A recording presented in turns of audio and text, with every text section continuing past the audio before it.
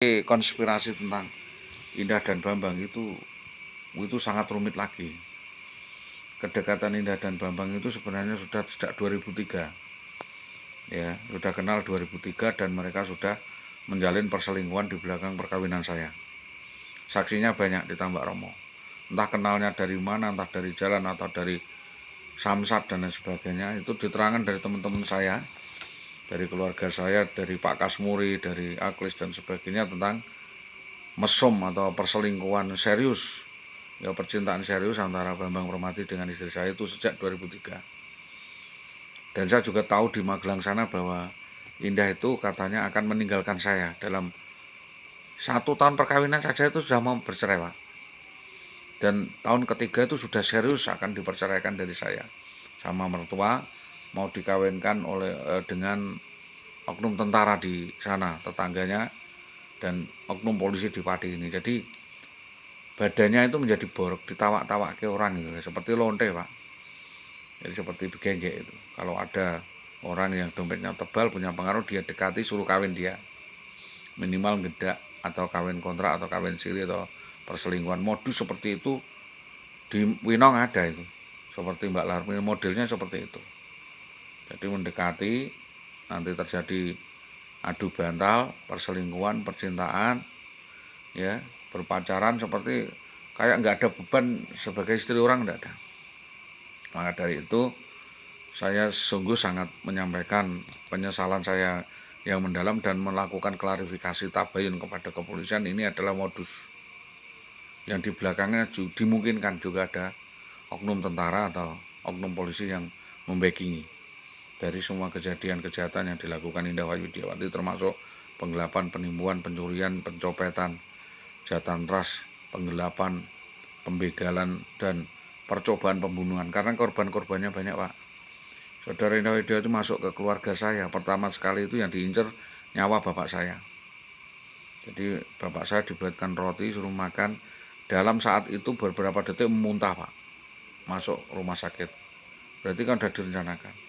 Dan setelah itu di sini itu dia mencari pencitraan, seolah-olah dia dilemahkan, dia dizalimi dan sebagainya, minta perlindungan orang, lalu orang itu nanti dipinjemi duit, ya, pinjemi duit untuk kabur dari tempat saya. Jadi modusnya seperti itu sudah 1-2 kali lebih. Dia nggak kuat dengan saya, tidak kuat dengan perlukan saya, dia terus cari uang, cari utang ke sana kemari, dapat duit, hilang. Itu berkali-kali, Pak.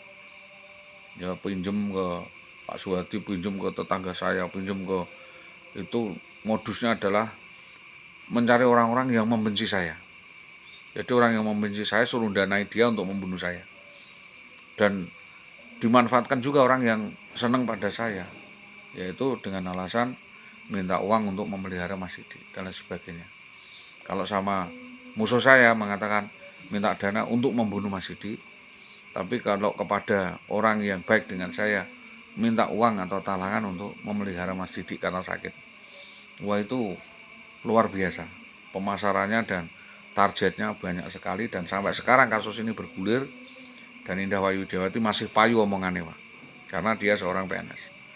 Maka dari ini saya menyampaikan kepada kepolisian, kalau memang ada sisi-sisi kejahatan yang dilakukan saudara Indah Wahyudiawati, untuk segera ditetapkan tersangka, sehingga siapa saja yang terlibat dalam kasus ini, siapa yang menjadi saksi, siapa yang menjadi tersangka, siapa yang terlibat di dalam persekusi, eksekusi, dan melakukan percobaan kepada saya di wilayah Karangwotan, di wilayah Winong, di wilayah Gabus, dan lain sebagainya dapat diungkap, dan para pelaku-pelakunya dapat diproses secara hukum sebagaimana proses hukum yang berlaku di Indonesia. Demikian apa yang selama ini saya sampaikan, mudah-mudahan menjadi suatu bahan kajian dan tidak satu pun yang bisa lepas. Jadi tidak boleh ada satu pun yang bisa lepas. Semua yang terlibat dalam rekayasa persekusi, eksekusi, penculikan, perampasan terhadap anak-anak dan istri saya, itu sekalipun keluarga, sekalipun mertua atau siapapun, karena hukum tidak pandang bulu, hukum tidak main-main. Hukum tidak mengenal toleransi kasih sayang keluarga, Pak. Hukum ya tetap hukum. Kesalahan tetap harus ditebus. Kalau sifatnya pemikiran tidak bisa dihukumi, saya akan begini, tidak bisa.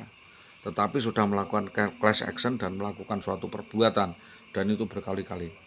Di Magelang juga perbuatan tidak menyenangkan dilakukan oleh Siti Aisyah Jamari itu juga sering kali kepada saya, intimidasi, teror, mengancam akan menceraikan, yang intinya adalah mau memeras saya.